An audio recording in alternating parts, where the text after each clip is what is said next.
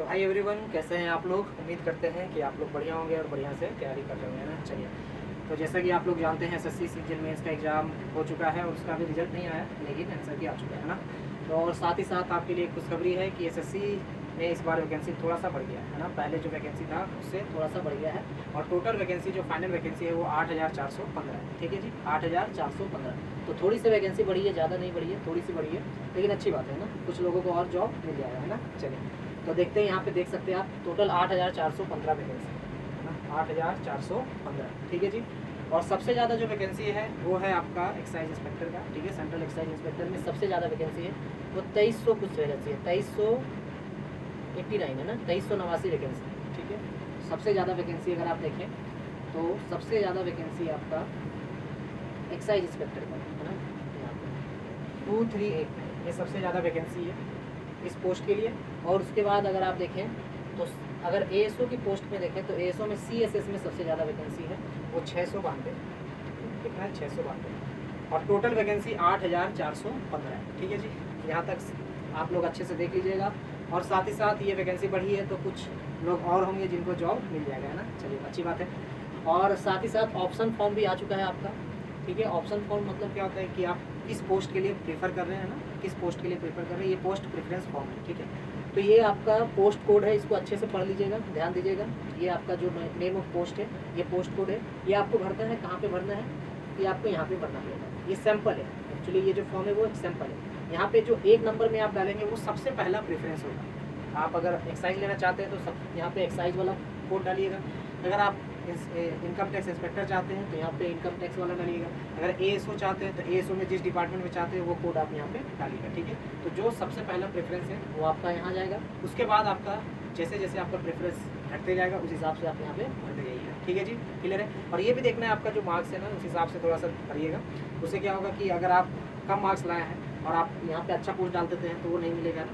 फिर आप लास्ट में अगर वो फॉर्म लास्ट में डालते हैं तो हो सकता है कि वो आपको नहीं मिले, या अगर आपने मार्क्स वैसा लाया है और उस हिसाब से अगर पोस्ट भरते हैं तो इससे आपको ज़्यादा बेनिफिट होगा, क्योंकि आपको हो सकता है कि घर के पास ही जॉब मिल जाए ना, घर के पास ही जो जॉब है वो मिल जाए। ठीक है जी, चलिए, कोई ना कोई पोस्ट तो आपको मिलेगा अगर आप सिलेक्टेड है ना, वो तो मिलेगा ही।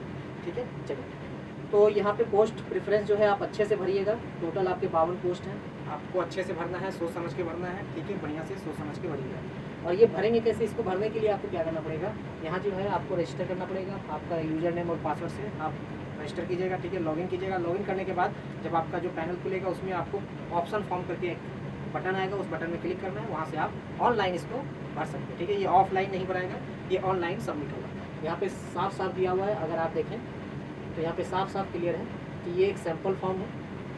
यहाँ पे देखिए, यहाँ पे साफ साफ दिया हुआ है कि this is a sample option form for convenience of the candidate, options are to be filled up in the online mode. ठीक है, ये ध्यान दीजिएगा, क्या दिया है, online mode on the website of the commission. No physical option form shall be accepted by the commission. कोई physical form accept नहीं किया जाएगा, ऑनलाइन ही आपको भरना है।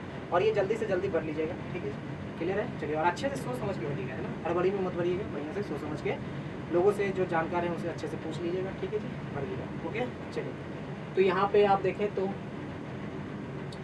यहाँ पे फाइनल वैकेंसी आपका बढ़ गया है थोड़ा सा और ऑप्शन फॉर्म आ गया है। तो जो भी सेलेक्टेड कैंडिडेट है वो अच्छे से इसको भर लीजिए। ठीक है जी, चलिए, थैंक यू सो मच। और साथ ही साथ जिसका सिलेक्शन नहीं हुआ है ना, वो भी आप 2024 के लिए तैयारी कीजिए।